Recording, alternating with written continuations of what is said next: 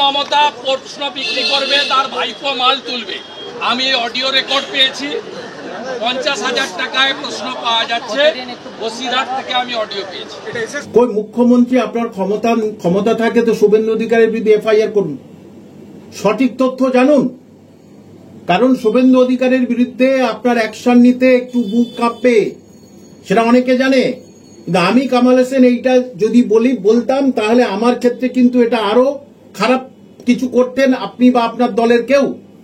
শুভেন্দু অধিকারী যখন বলেছে তার হাতে কোনো প্রমাণ আছে, তাহলে সেইটা আপনি বার করুন, যে কোথা থেকে পেয়েছে, কি ঘটনা। তার মানে যারা পরীক্ষা দিতে যাবে রবিবার নবম দশমের, তাদের মন মেজাজ তো খারাপ হয়ে গেল শুনে যে শুভেন্দু অধিকারী যা বলছে তাহলে কি সত্যি কোনো অ্যাকশন নিল না কেন? বলছে বসিরহাটে বিক্রি হয়েছে, আমার কাছে অডিও টেপ আছে, সেটা আমি শুনেছি। তাহলে আপনি যে বলছেন সুরক্ষিত আছে, প্রমাণ করে দেখান, প্রমাণ করে দেখান। শুভেন্দু অধিকারীর কাছে যেটা আছে বা যেটা বলছে যারা, এটা প্রমাণ করে দেখান। না হলে কিন্তু আমি বলবো রাজ্য সরকার উদাসীন হয়ে আছে এবং ওই দিন হয়তো সুষ্ঠুভাবে পরীক্ষাই হবে না। 50,000 টাকার বিনিময়ে প্রশ্ন। দেখুন, 50,000 কি 5 লাখ, সেটা যে বিভিন্ন রকমের উনি প্রমাণ দেখিয়েছেন, এই সব ফেসবুকে দেখিয়েছে, সেটা ফেক হতে পারে কি সঠিক হতে পারে জানি না। কিন্তু প্রশ্ন হলো ওনাকে এফআইআর করে জিজ্ঞাসাবাদ করলেই তো পাওয়া যেত, সেটা উনি পারবেন না কোনো দিনের জন্য। তাহলে মানুষ, যারা পরীক্ষার্থীরা অন্তত শান্তভাবে সুষ্ঠুভাবে পরীক্ষা দিতে যেত।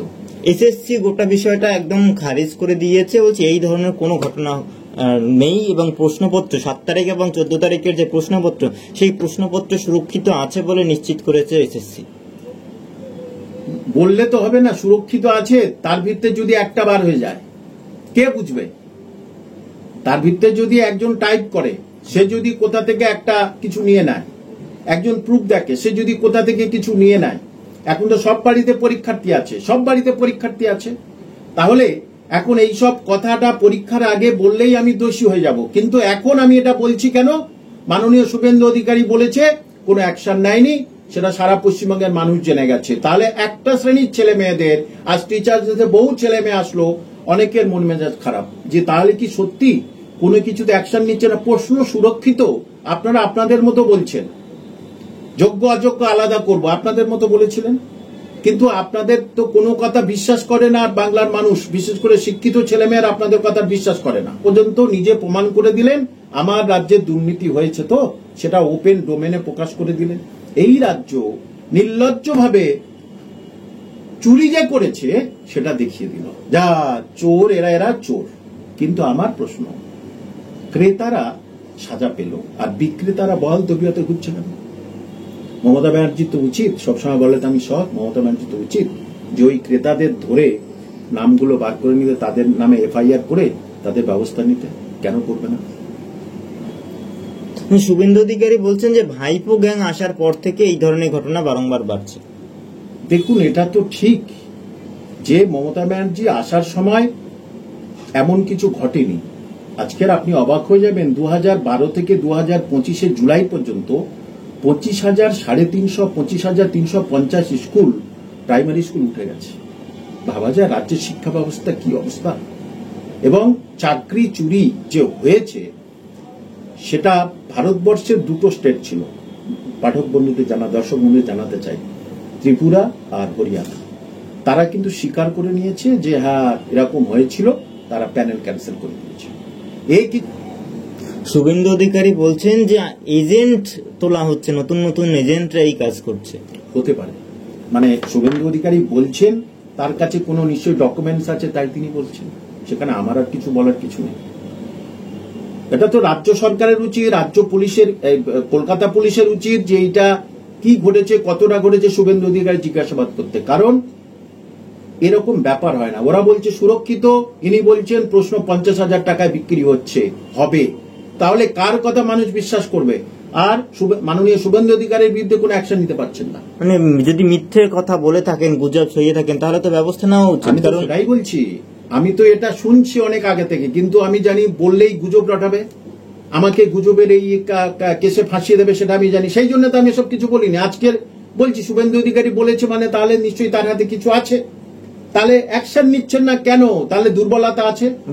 এই যে শিক্ষকরা পরীক্ষা দেবেন এবং শিক্ষকরা আন্দোলন করছিলেন, অনেকে বলছেন কিসের শিক্ষক দিবস, যে শিক্ষকরা এই রাজ্যে বারংবার আন্দোলন করতে গিয়ে তাদের ন্যায্য চাকরি, তাদের যোগ্য চাকরি বাঁচানোর জন্য যখন আন্দোলন করতে গিয়েছিলেন তাদেরকে লাথি খেতে হয়েছিল, তাদের আবার শিক্ষক দিবস কি? দেখুন, ওদের হয়তো শিক্ষক দিবস নেই, কিন্তু এখনো অনেক শিক্ষক মশাই আছেন যারা সমাজের সেবা করে করে যাচ্ছেন। এখন অনেক বয়স্ক শিক্ষক মশাই আছেন, তারা কিন্তু এখন উপযুক্ত শিক্ষক হিসাবে এলাকায় পরিগণিত, সম্মানিত হয়েছে। 2016 সালে এই ঘটনাটা ঘটেছে, তার ভিতরে দুর্ভাগ্যক্রমে এই যে যোগ্য শিক্ষকদের জড়িয়ে দেওয়া হয়েছে, এটা কিন্তু মেনে নেওয়া যায় না। এবং ওরা যতই বলুক, বিধানসভায় বলুক, একটা বিল পাস করুক, কিছু হবে না। তার কারণ সুপ্রিম কোর্ট অর্ডার দিয়ে দিয়েছে, আর কারো কিছু করার নেই। আপনি এই একজন শিক্ষক হিসাবে শিক্ষক দিবসের দিন দাঁড়িয়ে পশ্চিমবাংলার শিক্ষা ব্যবস্থা নিয়ে কি বার্তা দেবেন? ওই একটা আপনাকে বার্তা দিলাম, 2012 থেকে 2025 পর্যন্ত 25,000 প্রাইমারি স্কুল উঠে গেছে। আর উনি বলছেন আমি অনেক ইউনিভার্সিটি করেছি। আচ্ছা, আগে প্রাথমিক শিক্ষা পড়লে তবে তো উপরের দিকে উঠবে। 25,000 প্রাথমিক শিক্ষা মানে প্রায় 4 থেকে 5 লাখ শিশু তারা স্কুলে যায় না। তারা দেখুন চায়ের দোকানে এদিক ওদিকে তারা কিন্তু খুঁজছে, কি হবে বলুন? তাহলে রাজ্যের শিক্ষা ব্যবস্থা তো অলরেডি চিতায় উঠে গেছে। আপনি স্কুলে শিক্ষক নেই, অনেক স্কুল উঠে গেছে, বললাম আপার প্রাইমারি অনেক স্কুল উঠে গেছে। মমতা ব্যানার্জি শিক্ষা ছাড়া সবকিছুতে খুব আগ্রহী। চুরি চামারি না হলে কি করে বলে আমি এই বেচারা অযোগ্য বলেছে? বেচারা অযোগ্য কি করে উনি বলেন? উনি চোর, চিটিংবাজ, ডাকাতদের সাহায্য করতে বেশি পছন্দ করেন। এবং গ্রুপ সিতে কিভাবে নেওয়া যায় সেটা দেখবেন। বললাম, তারা সুপ্রিম কোর্ট বলে দিয়েছে তোমরা পরীক্ষায় বসতে পারবে না। তাহলে তাদেরকে কোন আইনি পরামর্শ নেবেন উনি? সুপ্রিম কোর্টের উপরে তো আর নেই কিছু। সুপ্রিম কোর্ট বলে দিয়েছে ওরা পরীক্ষায় বসতে পারবে না। তাদের কোন উপায়ে ওই গ্রুপ সিতে বসাবে বলুন তো? একটা মুখ্যমন্ত্রীর মুখের ভাষা এটা হতে পারে? মুখ্যমন্ত্রী মানে অসাংবিধানিক, অগণতান্ত্রিক, কাণ্ডজ্ঞানহীন, অবিবেচকের মতো কথা বলেছে যে আমি তোমাদের জন্য কি করতে হয় দেখি। এটা অসত্য কথা। এর আগে থেকে বহুবার বলেছে না, আমি তোমাদের পাশে আছি, কারোর চাকরি যাবে না। মানুষ তো বুঝে গেল সবগুলো অসত্য কথা বলেছে, সুতরাং এটা অসত্য কথা।